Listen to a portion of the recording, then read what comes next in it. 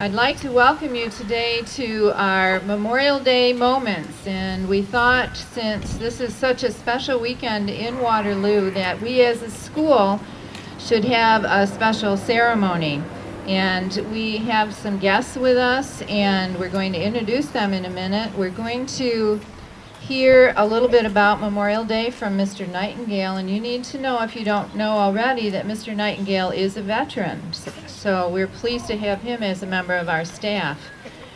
We're also going to say the pledge, we're going to sing, and we're going to put a wreath at the base of our flag in memory of the soldiers who have died for our country. So I'm going to ask you to stand as still as you can, and remember that you should hold your flag carefully. It isn't to be waved around right now. You just hold it carefully.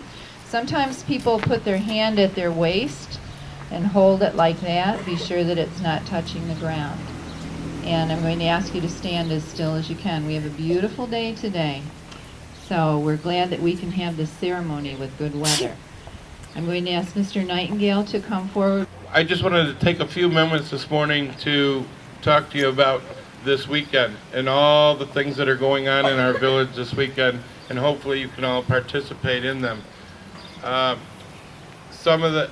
of it is called celebrate, and the other part is called commemorate, because the real reason we have this weekend is Memorial Day, and that's in the word memorial. It means remember and commemorate.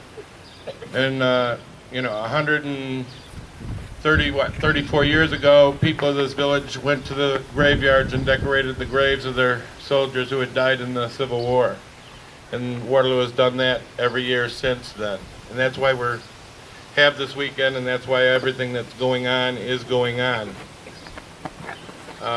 We have our flag at half-mast right now.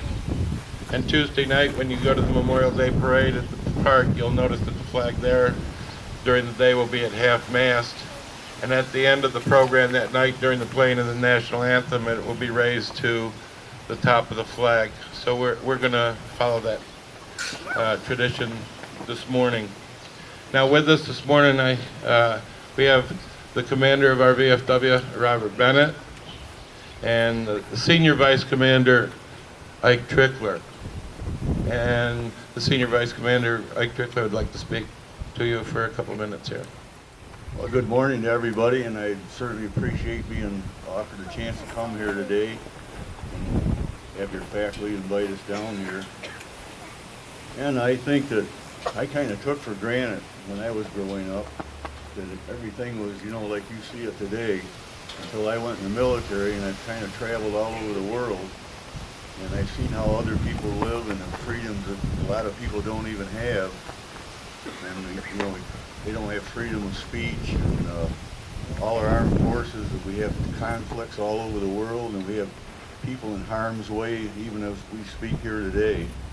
And I just like to say we should remember them and what our flag stands for. And if you're probably some of you in your future life, you'll be in the military and different government offices. You just never know how you're going to end up.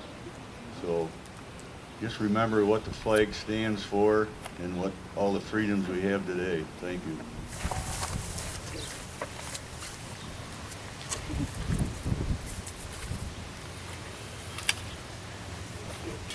And the wreath is symbolic of the laying of the flowers on the grave of the soldiers, and remembering all the men and women of our country who have died in its defense.